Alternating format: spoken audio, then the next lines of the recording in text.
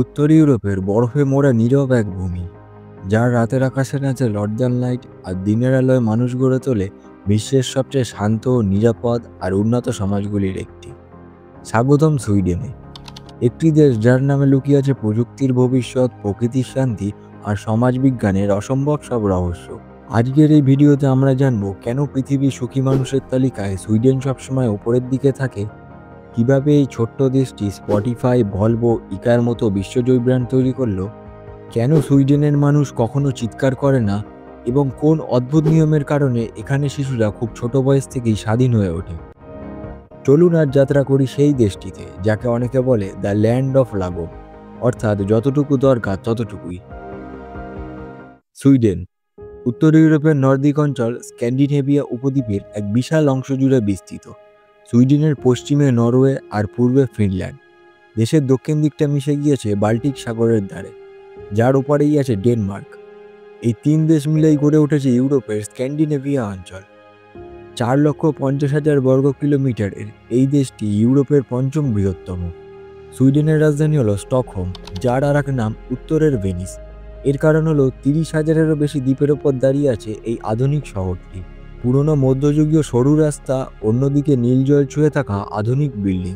Stockholm যেন অতীত আর ভবিষ্যতের এক নিখুঁত মিশ্রণ। 2025 সালের বিশ্ব হ্যাপিনেস রিপোর্টে সুইডেন আছে 4র্থ স্থানে। এখানে রাতে একা হাঁটলেও ভয় লাগে না।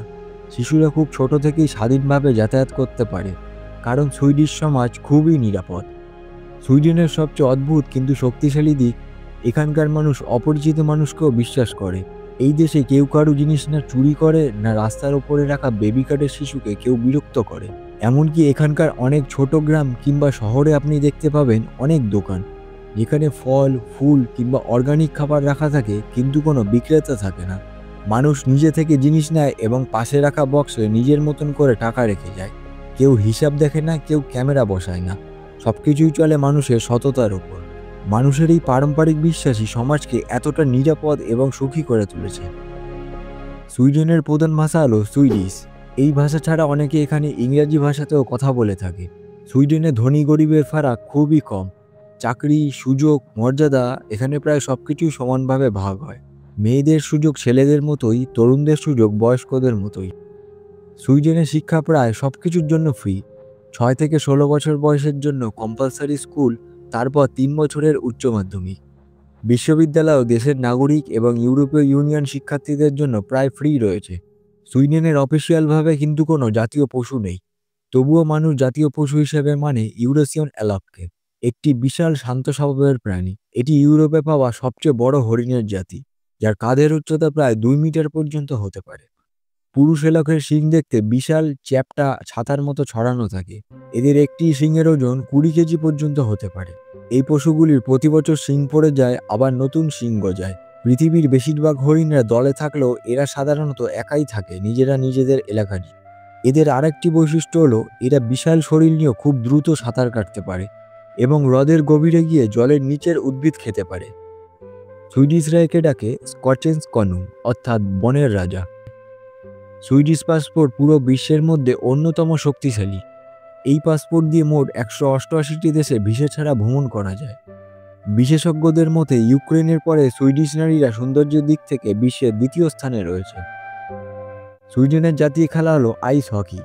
এখানকার বেশিরভাগ ছেলেমেয়েরাই ছোটবেলা থেকেই এই খেলা খেলে বড় হয়। সুইডেন দেশটিতে রাজা আছেন, কিন্তু তিনি কোনো সিদ্ধান্ত নেন না। এখানে রাজা শুধু ইতিহাসের প্রতীক। প্রকৃত সিদ্ধান্ত আসে জনগণের নির্বাচিত সংসদ থেকে। আর এখানকার নাগরিক অধিকার এত শক্তিশালী যে প্রেস স্বাধীনতা, বাক স্বাধীনতা আর ব্যক্তিগত স্বাধীনতায় সুইডেনকে বিশ্বের সেরা দেশের একটিতে গণ্য করা হয়। সুইডিশদের জীবনের সবচেয়ে সুন্দর ধারণা হলো লাগো। সুইডিশ ভাষার এই শব্দের মানে যতটা দরকার ঠিক ততটাই। মানে অতিরিক্ত কিছু নয়, আবার কমও নয়। জীবনটা এমনভাবে চলছে যাতে ভারসাম্য বজায় থাকে। এখানকার মানুষ কাজও করে, পরিবারকেও সময় দেয় এবং নিজের জন্যও সময় রাখে। সুইডেনের স্বাস্থ্য ব্যবস্থা প্রায় পুরোটা সরকার ট্যাক্স দিয়ে চালায়। মানে অসুস্থ হয়ে হাসপাতালে গেলে আপনাকে বড় বিলের চিন্তা করতে হয়। এই নিরাপত্তা মানুষের জীবনকে অনেক নিশ্চিত করে তোলে। সুইডেনের সবচেয়ে অসাধারণ দিক হলো একটি শিশু জন্মালে মা বাবা মিলিয়ে পান 480 দিনের ছুটি এবং তারা চাইলে নিজেদের মতো করে দিনগুলি ভাগ করে নিতে পারেন। এতে পরিবারের সময়, শিশুর যত্ন এবং মানসিক স্বাস্থ্য সবই ভালো থাকে।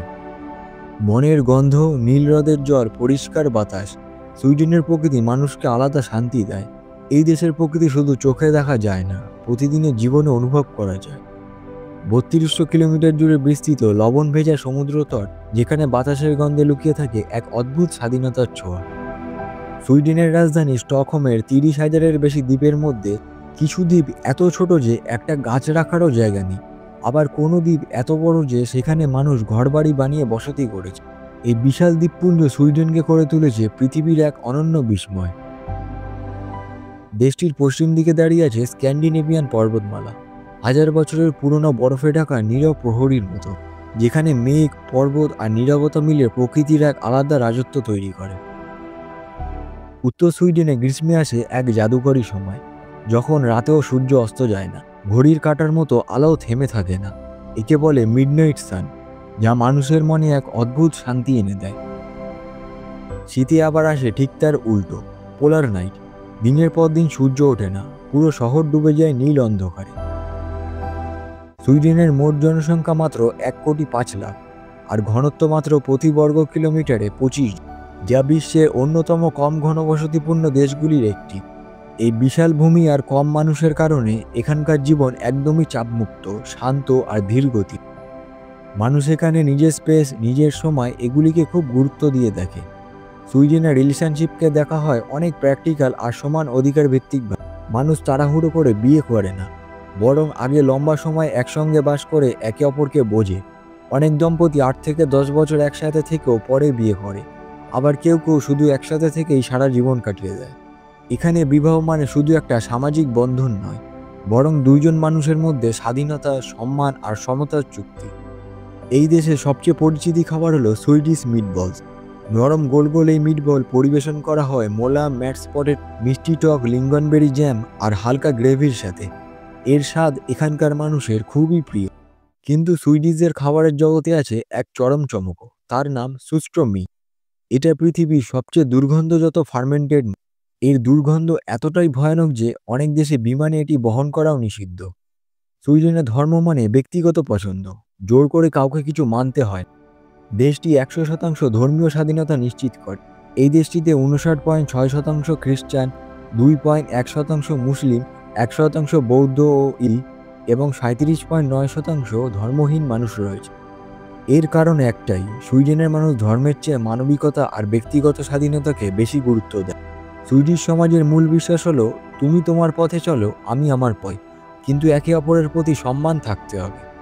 সুইডেন আজ বদলে দিয়েছে পুরো পৃথিবীর কাজ করার পদ্ধতি। এখানকার কিছু আবিষ্কার এতটাই শক্তিশালী ছিল যে আমরা আজও প্রতিদিন এগুলি ব্যবহার করি।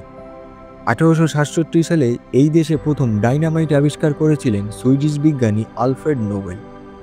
এই আবিষ্কার বিশ্বকে শুধু নতুন প্রযুক্তির দুয়ারই খুলে দেয়নি, এর মাধ্যমে জন্ম দেয় নোবেল পুরস্কার, যা পৃথিবীর সবচেয়ে মর্যাদাপূর্ণ সম্মানগুলির একটি। তাপমাত্রা মাপার যন্ত্র সেলসিয়াস স্কেল প্রথম আবিষ্কার করেছিলেন অধ্যাপক আন্দ্রেস সেলসিয়াস। এই স্কেল আজ পৃথিবীর অধিকাংশ দেশ ব্যবহার করে। আমরা যাকে স্প্যানার বা রেঞ্জ বলি, যেটা প্রায় সব ওয়ার্কশপ বা বাড়িতে কাজে লাগে, সেই অ্যাডজাস্টেবল রেঞ্জের জন্ম এই সুইডেনে। এটি মেকানিক্যাল কাজকে করেছে অনেক সহজ। দুধ, জুস বা দই যে প্যাকেটগুলোতে আমরা দেখি, সেই ট্রেটা প্যাক প্রযুক্তি এসেছে সুইডেন থেকে। এই আবিষ্কার খাবার সংরক্ষণে পুরো বিশ্বকে বদলে দিয়েছে। এখনকার সময় সবচেয়ে বেশি ব্যবহৃত মিউজিক অ্যাপ স্পটিফাই, যার জন্ম হয়েছে এই সুইডেন। এত আবিষ্কারের পরও থেমে নেই সুইডেন। আজও দেশটি গ্লোবাল ইনোভেশন ইন্ডেক্সে ২য় স্থানে, যা প্রমাণ করে এই দেশ শুধু অতীতেই নয়, ভবিষ্যৎ প্রযুক্তিতেও নেতৃত্ব দিচ্ছে। সুইডেনে ভারতীয় ও বাংলাদেশি কমিউনিটি খুব বড় নয়, কিন্তু তাদের উপস্থিতি ক্রমেই শক্তিশালী হচ্ছে। এখানে বর্তমানে প্রায় ৪০ থেকে ৫০,০০০ ভারতীয় এবং ৫ থেকে ১০,০০০ বাংলাদেশি বসবাস করে। সংখ্যায় কম হলেও এই দুই কমিউনিটি সুইডেনের গুরুত্বপূর্ণ সেক্টরগুলিতে নিজের জায়গা তৈরি করে নিয়েছে, বিশেষ করে উচ্চশিক্ষা, আইটি ও software engineering, health care, research ও ইনোভেশন। এই ক্ষেত্রগুলোতে ভারত ও বাংলাদেশিদের সুনাম খুব ভালো। অনেকে আবার সুইডিশ সমাজে সুন্দরভাবে মিশে গিয়ে এখানকার ভাষা, সংস্কৃতি এবং জীবনযাত্রার মান রক্ষা করে নিজের ভবিষ্যৎ গড়ে তুলেছেন। সুইডেনের মুদ্রা হলো সুইডিশ ক্রোনো বা শেক। এখানকার মানুষের মাসিক গড় আয় প্রায় ৪৫,০০০ শেক, যা উচ্চ জীবনমানের পরিচয়। সুইডেনের প্রায় 88% মানুষই শহরে বসবাস করে উচ্চমানের জীবনের জন্য। এই দেশের রাজধানী স্টকহোম ছাড়াও আরও কিছু বড় শহর রয়েছে, যেমন গোথেনবার্গ, মালম, উপসালা ইত্যাদি।